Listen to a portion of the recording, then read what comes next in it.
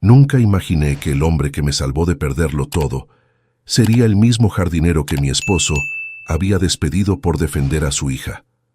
Tampoco imaginé que descubriría que mi propia familia, la gente a la que dediqué cada segundo de mi vida, había planeado dejarme en la calle como si yo fuera basura. Pero así fue.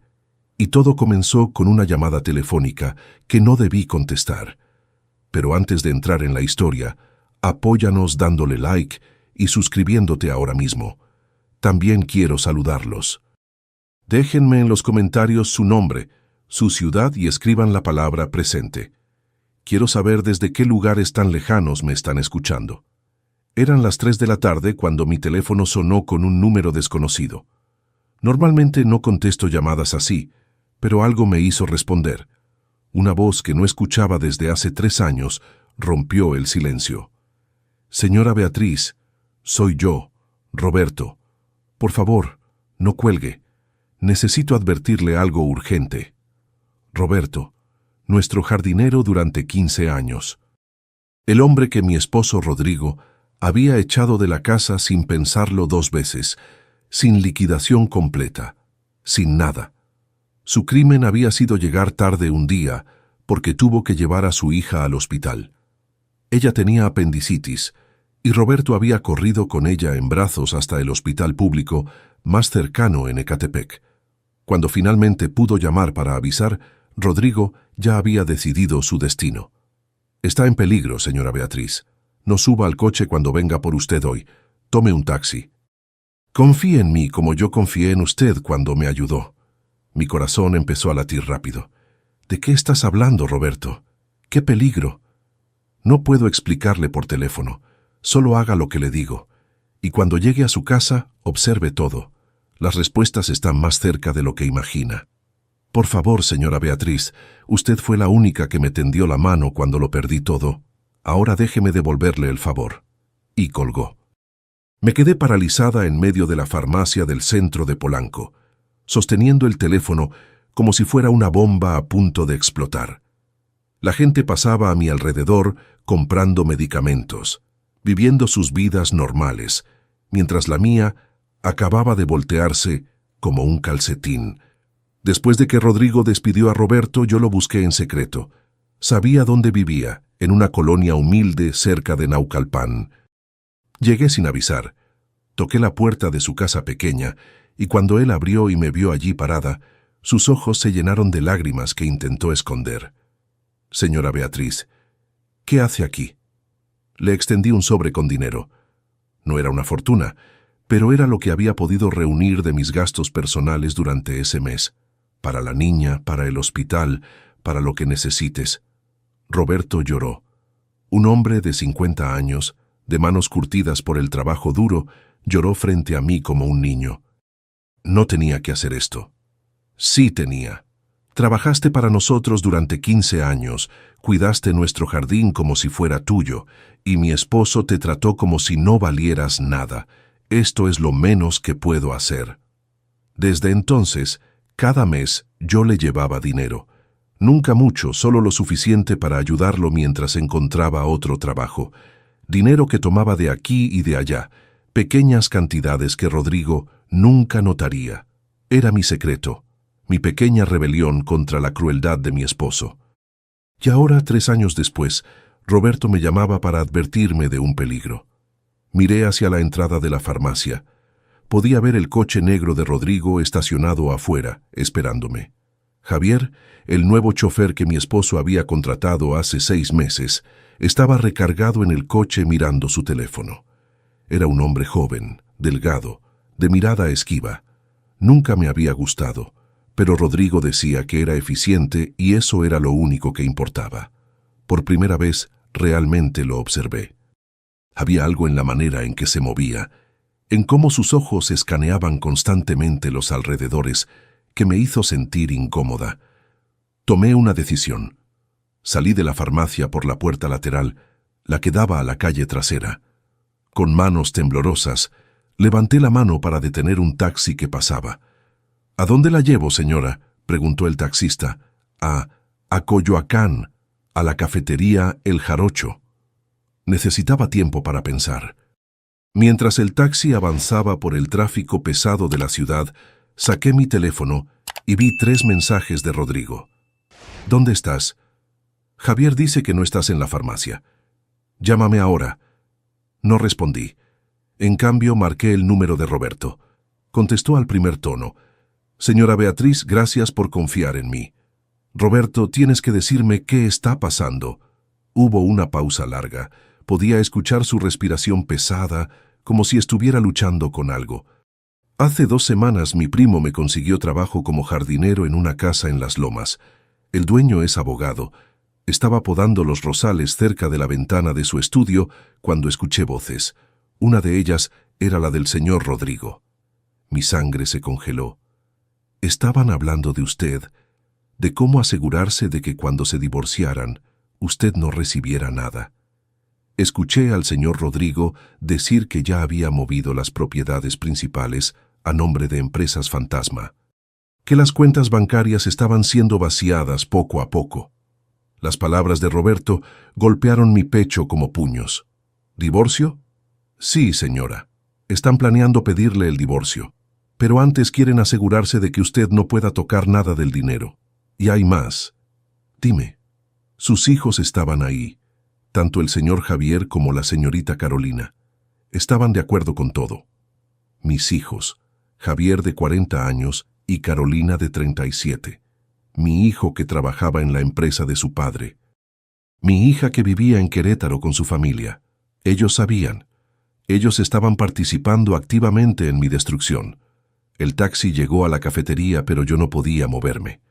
Las lágrimas corrían por mis mejillas sin control.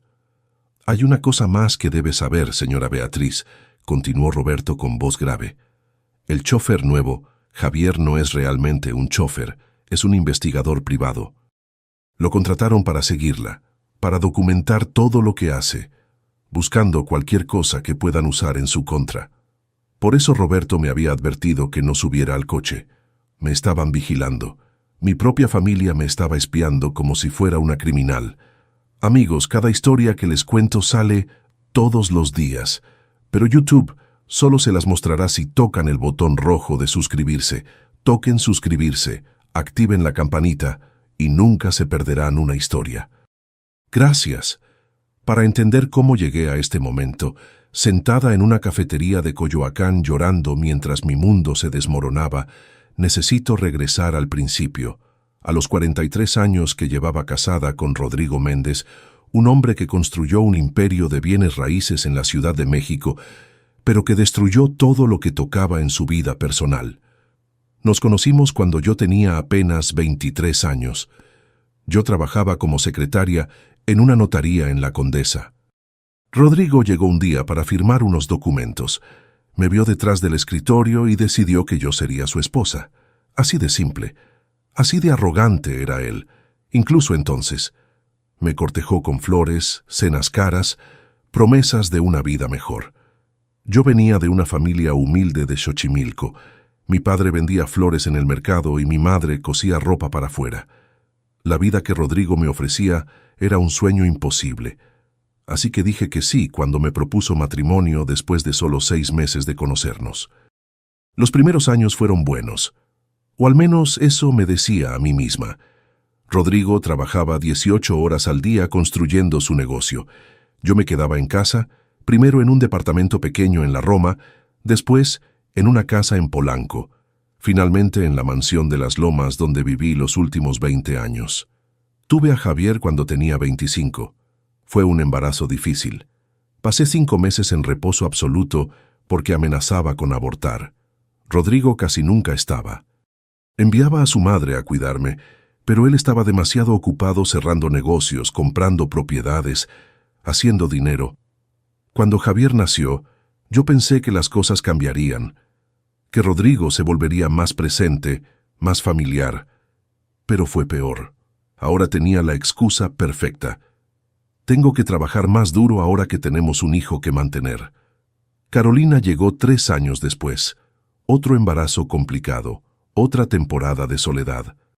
Para entonces yo ya había entendido que mi papel en este matrimonio era ser la esposa perfecta que organizaba cenas para los socios de Rodrigo, la madre que criaba a los niños sola, la mujer decorativa en las fotografías de las revistas de sociedad.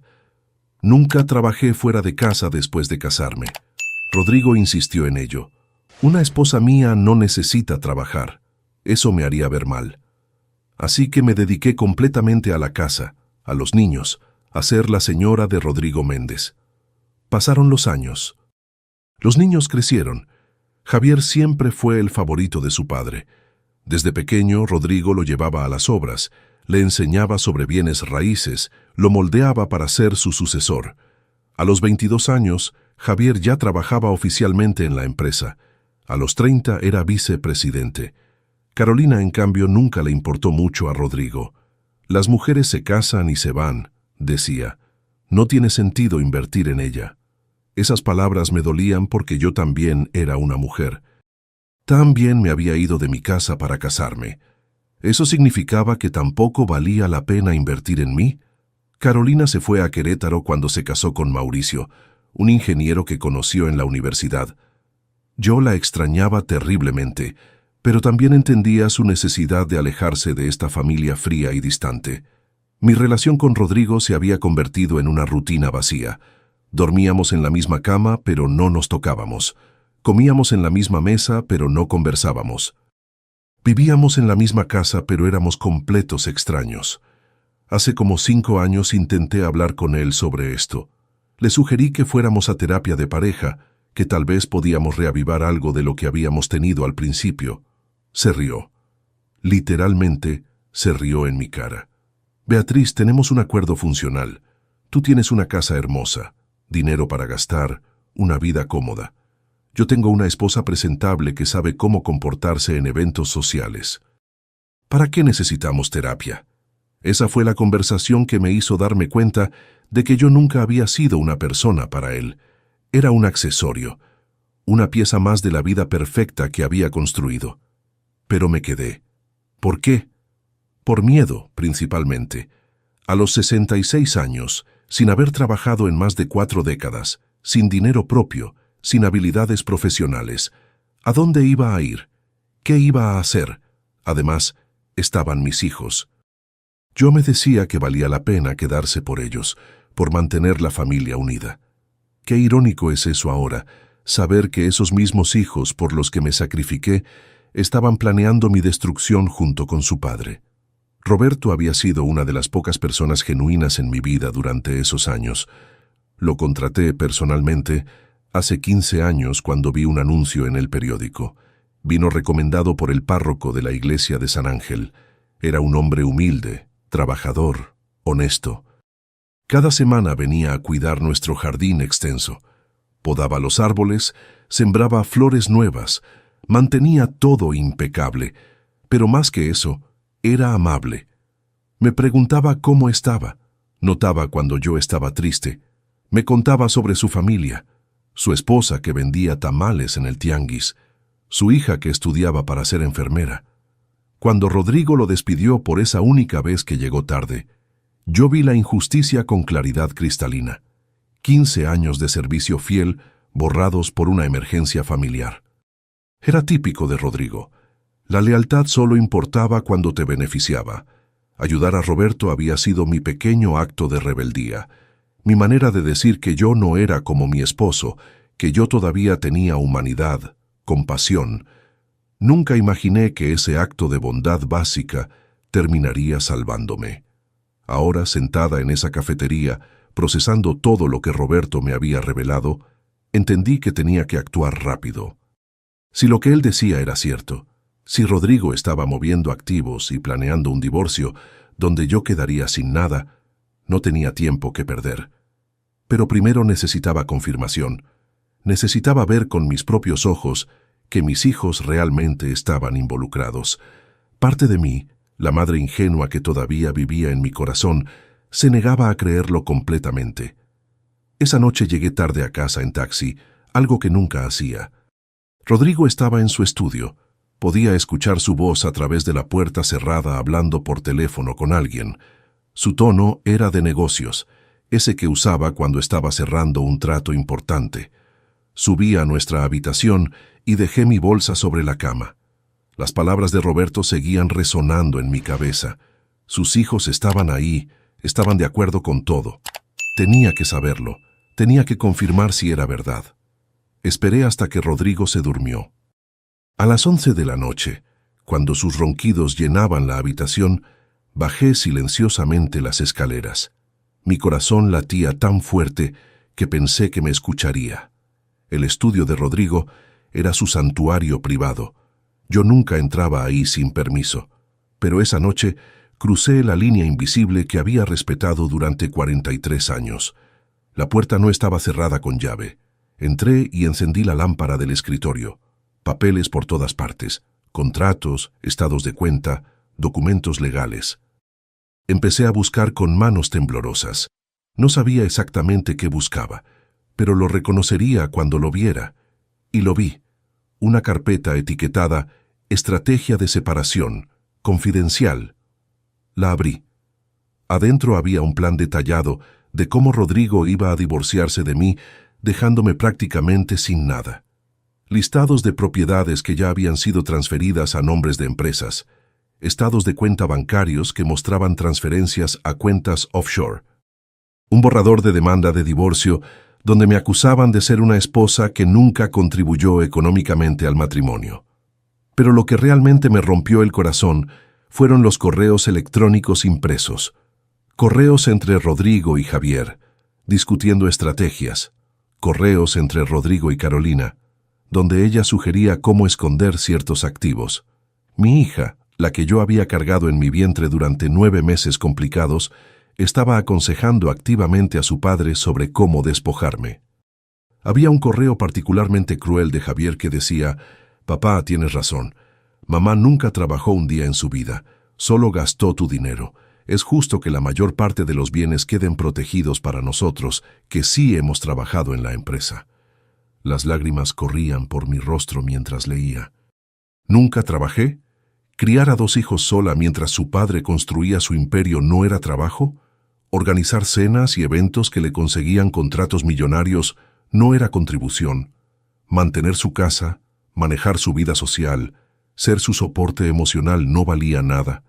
Seguí leyendo. Había documentos que mostraban que Rodrigo había contratado a 3 abogados diferentes, los mejores de la ciudad. Había un reporte del investigador privado, el falso chofer, detallando mis movimientos durante las últimas semanas. Fotografías mías entrando y saliendo de tiendas, cafeterías, la iglesia, y entonces encontré algo que me quitó el aliento por completo. Un correo de hace 2 meses de Carolina a Rodrigo. «Papá, ¿estás seguro de que quieres seguir adelante con esto? Mamá va a quedar destrozada. Sé que ella no fue la esposa perfecta, pero es nuestra madre». La respuesta de Rodrigo: «Carolina, necesito que estés conmigo en esto. Si te pones de su lado, te cortaré también. No puedo permitir que sentimentalismos arruinen lo que hemos construido. ¿Estás conmigo o contra mí?» Respuesta de Carolina: «Estoy contigo, papá. Solo quería asegurarme». Mi propia hija había elegido el dinero sobre mí, no por convicción, sino por miedo. Rodrigo la había amenazado y ella había cedido inmediatamente. Escuché pasos en el piso de arriba. Rápidamente tomé fotografías de todos los documentos con mi celular. Mis manos temblaban tanto que algunas fotos salieron borrosas, pero logré capturar lo esencial. Apagué la luz y salí del estudio justo cuando Rodrigo bajaba las escaleras.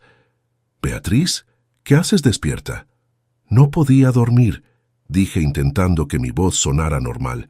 Bajé por un vaso de agua. Me miró con sospecha. «Te vi salir del área del estudio. Pasé por ahí camino a la cocina». «¿Por qué? ¿Hay algún problema?» Rodrigo me estudió por un momento largo, luego negó con la cabeza. «No. Vuelve a dormir». Subí las escaleras con piernas que apenas me sostenían. En la habitación me encerré en el baño y empecé a enviarme a mí misma todas las fotos que había tomado. Las subí a la nube. Las mandé a un correo secreto que había creado. Me aseguré de que estuvieran guardadas en múltiples lugares. Esa noche no dormí nada. Me quedé acostada al lado de un hombre que planeaba destruirme. en una casa que pronto ya no sería mía, pensando en los hijos que me habían traicionado. A la mañana siguiente llamé a Javier. «Hijo, necesito hablar contigo. Es urgente». Hubo una pausa. «Mamá, estoy en una junta. Esto no puede esperar». Otra pausa más larga. «Está bien. ¿De qué se trata?» «Necesito que vengas a la casa esta tarde, a las 6». «Mamá, ¿está todo bien?» «No, nada está bien. Pero necesito mirarte a los ojos cuando hablemos». Colgó sin decir nada más. Después llamé a Carolina. Ella contestó con esa voz apresurada que había adoptado en los últimos años. «Mamá, ¿qué pasó?» «Necesito que vengas a México. Mañana. Es importante». «No puedo venir mañana. Los niños tienen escuela y Mauricio tiene trabajo». «Carolina, tu madre te está pidiendo que vengas. Una vez en 43 años te estoy pidiendo que pongas a tu familia en segundo lugar por un día. ¿Puedes hacer eso por mí?» El silencio del otro lado fue largo. «Está bien, llegaré mañana en la tarde». También llamé a Roberto. «Necesito un favor más». «Lo que sea, señora Beatriz. ¿Conoces algún abogado de divorcios? Alguien bueno, de verdad bueno». Mi prima trabajó para una abogada muy reconocida en la Condesa. Litigio Villarreal se llama. Dicen que es la mejor. ¿Puedes conseguirme su número? Se lo mando ahora mismo. 30 minutos después, estaba hablando con la licenciada Patricia Villarreal. Le expliqué mi situación brevemente. «Señora Méndez, necesito verla en persona.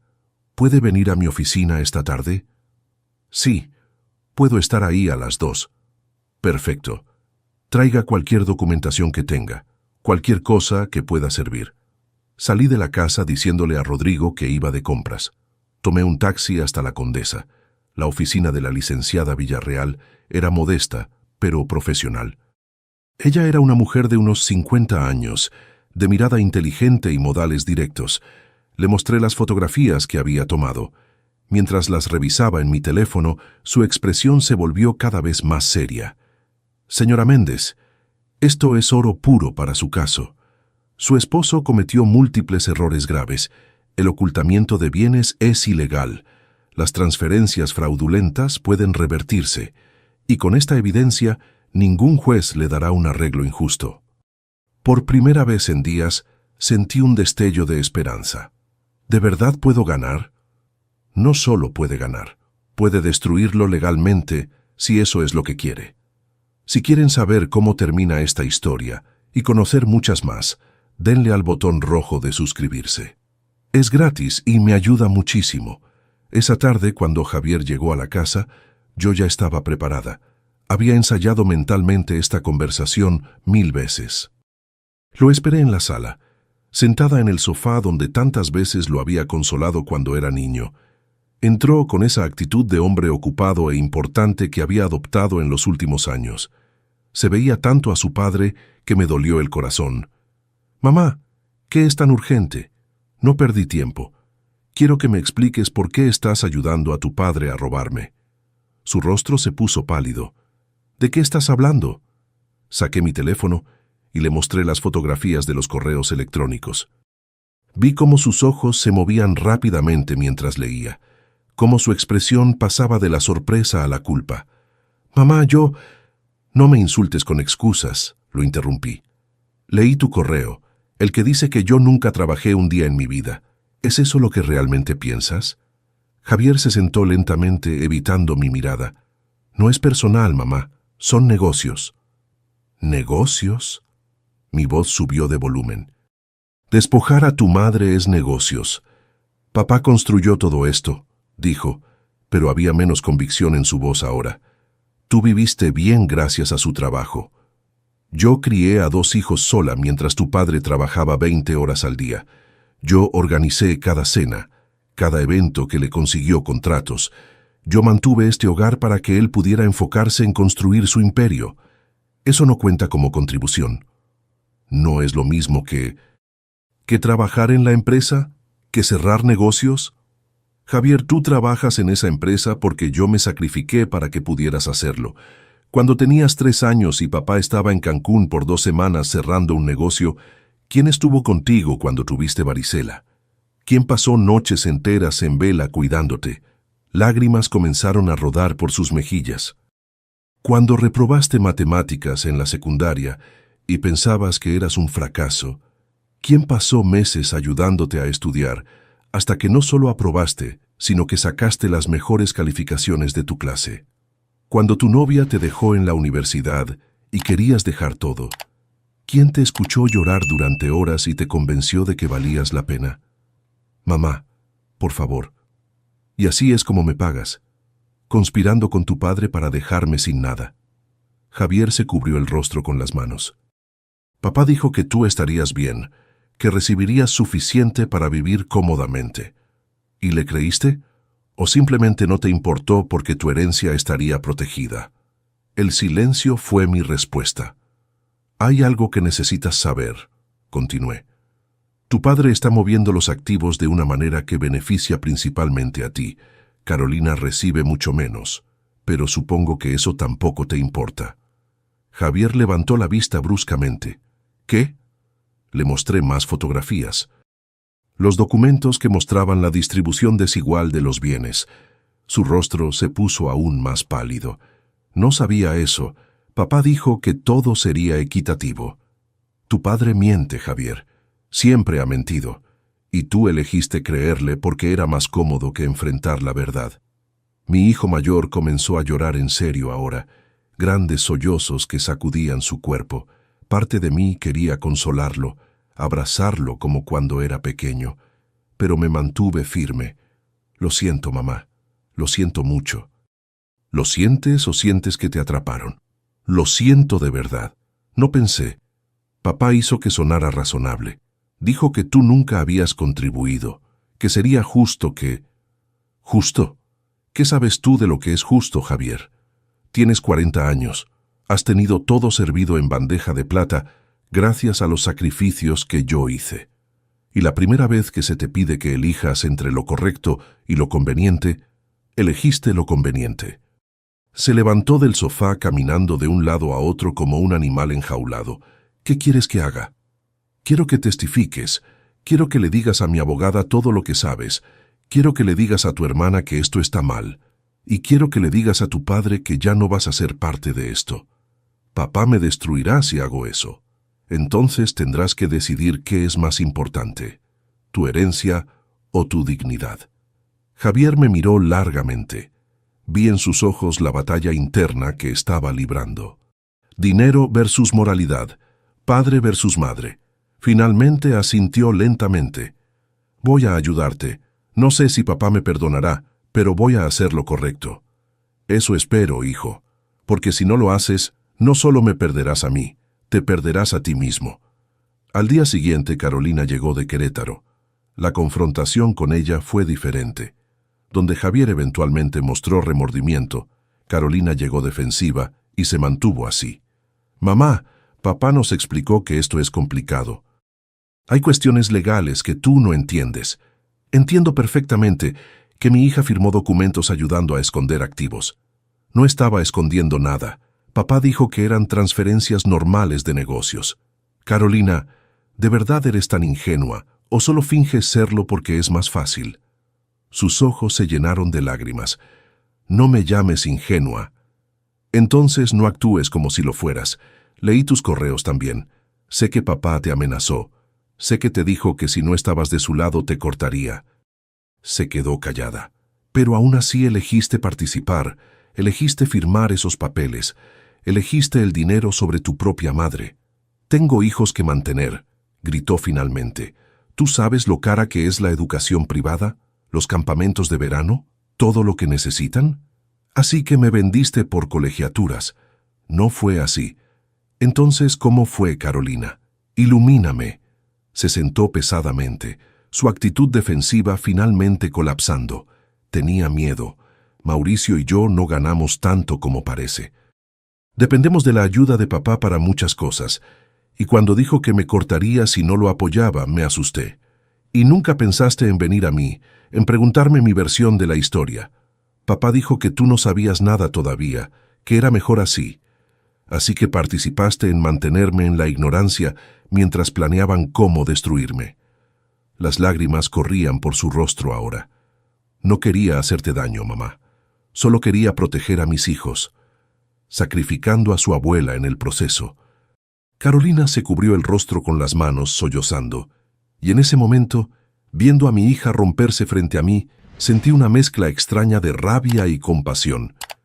Las semanas siguientes fueron las más difíciles de mi vida. Me mudé a un hotel pequeño en La Condesa, cerca de la oficina de la licenciada Villarreal. No podía seguir viviendo en esa casa con Rodrigo, no después de saber todo lo que había planeado. Cuando le dije que me iba, su reacción me sorprendió. No hubo súplicas ni intentos de detenerme. Solo una pregunta fría. ¿Cuándo planeas volver? No voy a volver, Rodrigo. Voy a divorciarme de ti. Su rostro se tensó. Beatriz, no hagas esto difícil. Podemos arreglar esto civilizadamente. ¿Cómo tú planeabas arreglarlo? ¿Despojándome de todo mientras yo vivía en la ignorancia? Vi el momento exacto en que se dio cuenta de que yo sabía. Sus ojos se entrecerraron. ¿Quién te dijo? Eso no importa. Lo que importa es que tengo evidencia de todo. El ocultamiento de bienes, las transferencias fraudulentas, todo. Se puso pálido. No tienes nada. Tengo fotografías de todos los documentos en tu estudio. Tengo correos electrónicos. Tengo testigos. Y tengo a una de las mejores abogadas de la ciudad. Rodrigo se acercó con expresión amenazante. Por un momento pensé que podría golpearme, pero se detuvo a centímetros de mi cara. Si intentas destruirme, te destruiré a ti también. Adelante, intenta. Pero te advierto que ya no soy la esposa sumisa que fui durante 43 años. Ahora soy una mujer que pelea por lo que le pertenece. Me fui ese mismo día. Empaqué solo lo esencial y salí sin mirar atrás. La licenciada Villarreal trabajó rápido. Presentó una demanda de divorcio que incluía todas las evidencias del ocultamiento de bienes. Solicitó al juez que congelara todas las cuentas y activos hasta que se resolviera el caso. La reacción de Rodrigo fue feroz. Contrató no a 3, sino a 5 abogados. Empezó a difundir rumores sobre mí en nuestro círculo social, diciendo que yo estaba teniendo un colapso nervioso, que me había vuelto paranoica e irracional. Pero cometió un error. Subestimó cuántas personas en nuestro círculo social estaban cansadas de su arrogancia. Cuántas esposas de sus socios me buscaron para expresar su apoyo. Cuántos conocidos ofrecieron testificar sobre su comportamiento cruel durante los años. Y cometió otro error más grande. El investigador privado que había contratado para seguirme también lo había estado siguiendo a él. Por órdenes de quien no lo sé, tal vez simplemente estaba cubriendo sus bases. Pero había documentación de que Rodrigo había estado viendo a otra mujer durante los últimos 4 años. Una mujer de 35 años llamada Andrea que trabajaba como relacionista pública. La había conocido en un evento de negocios y desde entonces mantenían una relación. Rodrigo le había comprado un departamento en Santa Fe. Le daba una mensualidad generosa. La llevaba de viaje, todo pagado con el dinero que supuestamente era solo de él porque yo nunca había trabajado. Cuando la licenciada Villarreal presentó esta evidencia al juez, el caso de Rodrigo se desmoronó. Su imagen de esposo ejemplar y hombre de negocios honorable se destruyó. Los jueces no miran con buenos ojos a los hombres que ocultan bienes mientras mantienen amantes caras. Javier cumplió su palabra. Testificó sobre las conversaciones que había tenido con su padre sobre esconder activos. Presentó correos electrónicos adicionales que yo no había encontrado. Su testimonio fue devastador para Rodrigo. La relación entre padre e hijo se rompió completamente. Rodrigo lo despidió de la empresa. Le dijo que era un traidor, que nunca lo perdonaría, pero Javier estaba en paz con su decisión. «Recuperé mi dignidad, mamá», me dijo una tarde. «Perdí mi trabajo, pero gané mi alma». Carolina fue más complicada. Al principio se negó a testificar. Tenía demasiado miedo de las represalias de Rodrigo. Pero cuando vio que el caso iba en mi favor de todas formas, finalmente dio un paso al frente. Su testimonio fue breve pero importante. Confirmó que había firmado documentos sin entender completamente lo que estaba haciendo, que su padre la había presionado, que había tenido dudas todo el tiempo. Rodrigo la cortó también. Le dijo que ninguna hija suya lo traicionaría de esa manera. Carolina lloró durante días, pero eventualmente comenzó a ver que había hecho lo correcto. El juicio duró 6 meses. 6 meses de audiencias, de testimonios, de documentos y evidencias. Fue agotador y doloroso. Hubo días en que quería rendirme, días en que el peso de todo era demasiado, pero entonces recordaba las palabras de Roberto. Usted me ayudó cuando lo perdí todo. Déjeme devolverle el favor. Y recordaba mi propia voz diciéndole a Javier, tendrás que decidir qué es más importante, tu herencia o tu dignidad. Yo había elegido mi dignidad. No podía retroceder ahora. Cuando finalmente llegó el veredicto, estaba rodeada de gente que me apoyaba. La licenciada Villarreal, Roberto y su familia, Javier, Carolina, algunas amigas que habían permanecido leales. El juez fue claro y directo. Rodrigo había cometido fraude conyugal. Había ocultado bienes deliberadamente. Había intentado privar a su esposa de lo que legalmente le correspondía. La división de bienes fue casi equitativa. Recibí el 50% de todo. Propiedades, cuentas, inversiones. Además, Rodrigo tuvo que pagar una indemnización adicional por el fraude y por los daños morales. No obtuve todo, no lo destruí completamente como la licenciada Villarreal dijo que podría hacer, pero obtuve justicia. Obtuve lo suficiente para vivir con dignidad, para comenzar de nuevo a mis 67 años. Han pasado 8 meses desde el veredicto final. Compré un departamento hermoso en Coyoacán, no tan grande como la mansión de las Lomas, pero es mío. Cada mueble, cada cuadro, cada planta en el balcón fue elegido por mí. Retomé la pintura, algo que amaba en mi juventud pero abandoné cuando me casé. Ahora mis acuarelas llenan las paredes de mi departamento. No son obras maestras, pero son mías y eso es lo que importa. Me inscribí en clases de literatura en la UNAM. A mi edad, sentada entre estudiantes de 20 años, aprendiendo sobre Rulfo y Paz. Al principio me sentía fuera de lugar, pero ahora es uno de mis momentos favoritos de la semana. Roberto y yo somos amigos cercanos. Él y su familia me han acogido de una manera que mi propia familia nunca lo hizo.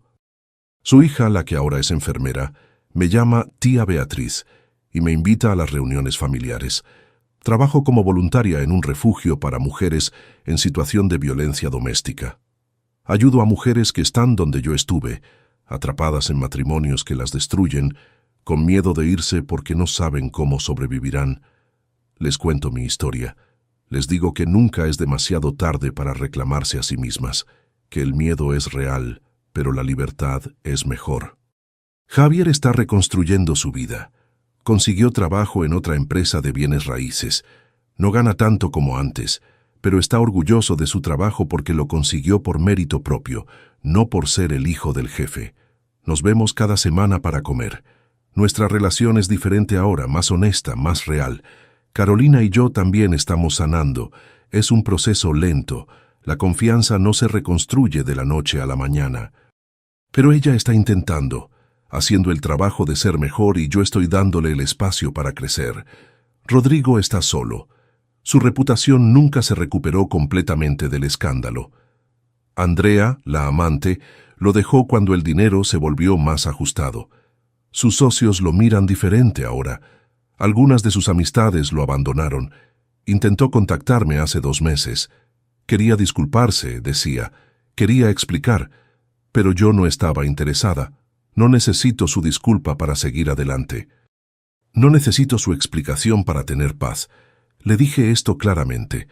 Rodrigo, pasé 43 años de mi vida esperando que me vieras, esperando que me valoraras. Ya no necesito eso de ti. Aprendí a verme y valorarme a mí misma. Y colgué. Esta mañana, mientras pintaba en mi balcón, pensé en todo el camino recorrido, desde esa llamada de Roberto hasta este momento de paz. No fue fácil. Hubo momentos en que pensé que no lo lograría. Momentos en que el dolor era tan intenso que quería rendirme. Pero seguí adelante. Y descubrí que soy más fuerte de lo que nunca imaginé. Que a los 67 años todavía puedo comenzar de nuevo. Que nunca es demasiado tarde para elegir la dignidad sobre la comodidad. Mi vida no es perfecta. Todavía hay días difíciles. Todavía extraño a la familia que pensé que tenía. Pero tengo algo mejor ahora. Tengo autenticidad. Tengo libertad. Tengo paz. Y tengo la certeza de que valgo más de lo que cualquiera me hizo creer durante todos esos años. Esta es mi historia. La historia de cómo perdí una familia, pero me encontré a mí misma. De cómo la peor traición se convirtió en mi mayor liberación. Si te gustó esta historia, haz clic en suscríbete y cuéntame en los comentarios qué parte te impresionó. Mañana hay más. Nos vemos allí.